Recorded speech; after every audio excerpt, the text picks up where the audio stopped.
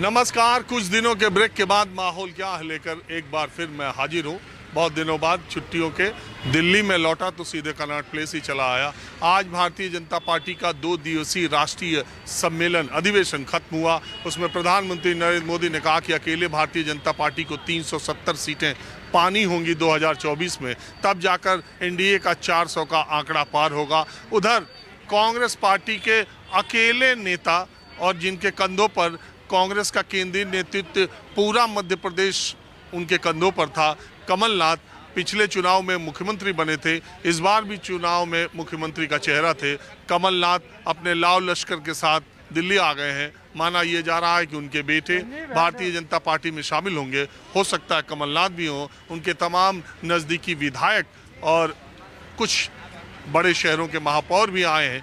झारखंड के कुछ कांग्रेस के विधायक नाराज होकर के भी दिल्ली आ गए हैं और मैं भी दिल्ली आ गया हूं। आपको पता ही है कि किसान इस वक्त पंजाब और हरियाणा के बॉर्डर पर पिछले 5 दिनों से अपनी मांग को लेकर डटे हुए हैं। इस वक्त जब मैं आपके सामने ये कार्यक्रम पेश कर रहा हूं तो किसान और सरकार में बातचीत का एक और चक्र पूरा होगा और इसके बाद किसानों के बीच से माहौल क्या करने मैं हरियाणा और पंजाब की तरह जाऊंगा भी।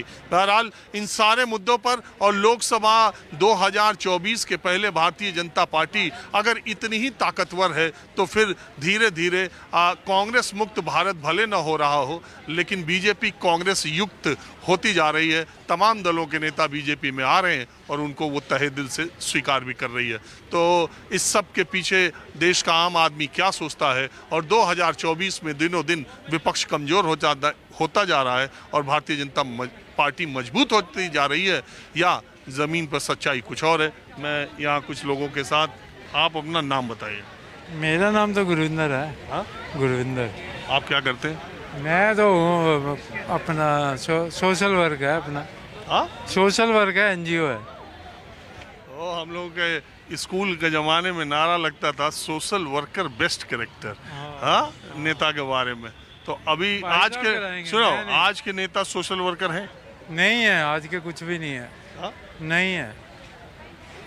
सोशल वर्कर कहाँ रह गया? भाई कोई नहीं। एनजीओ वालों के तो दुकान बंद हो गए। बिल्कुल बंद हो गई दुकान।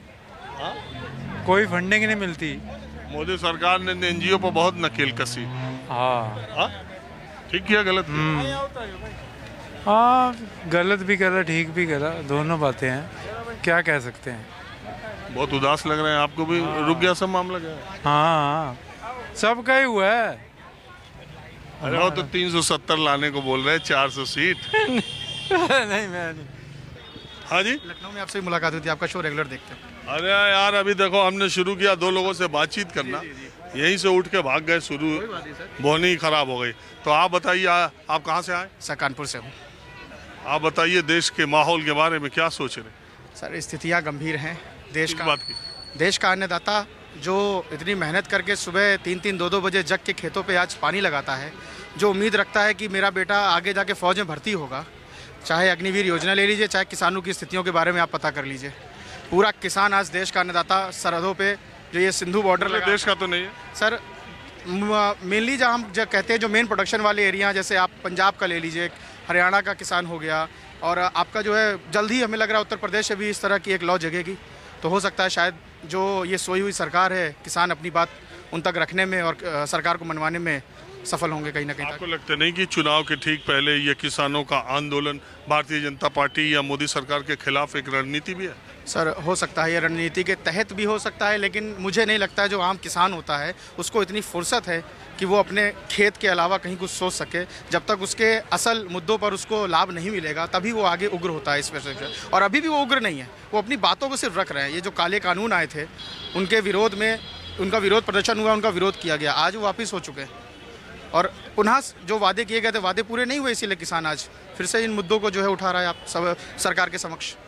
तो आप अभी राष्ट्रीय अधिवेशन हुआ बीजेपी का यहीं से 3 किलोमीटर दूर, अभी खत्म हुआ कुछ देर, देखा आपने? वो तो 400 सीटों 370 सीट बीजेपी अकेले, और आप यूपी से आते हैं। आप बताइए यूपी में विपक्ष बीजेपी के सामने क्या उसकी ताकत है? सर हालातों को देखते हुए जो आज एक मुद्दा बना रखा है, युवाओं को रोजगार चाहिए, उस पर बहस नहीं होगी। कोई भी टीवी का आप मीडिया डिबेट उठा लीजिए तो वहाँ पर मुद्दों से भटकाने के अलावा कोई काम नहीं होता है। रोजगार का मुद्दा, किसानों का मुद्दा, दोगुनी आय करने का वादा था, कई करोड़ों रुपया खाते में आने का वादा था, कहीं कुछ नहीं है। इतना बड़ा अधिवेशन यहाँ हो रहा है, क्या किसानों के मध्य बैठ के 4 सदस्य कमेटी या 16 सदस्य कमेटी बैठ के वार्ता नहीं कर सकती थी? सरकार वार्ता तो कर ही रही लगातार, अभी भी बातचीत आज हो रही। वार्ता 3 साल पहले भी हुई थी, निष्कर्ष कुछ निकला नहीं, वादे किए गए थे, सब विफल रहे, तभी पुनः किसानों को वापस आना पड़ा है। वादे अगर सफल हो गए होते तो किसान क्यों आते इतनी भारी संख्या में? देखिए,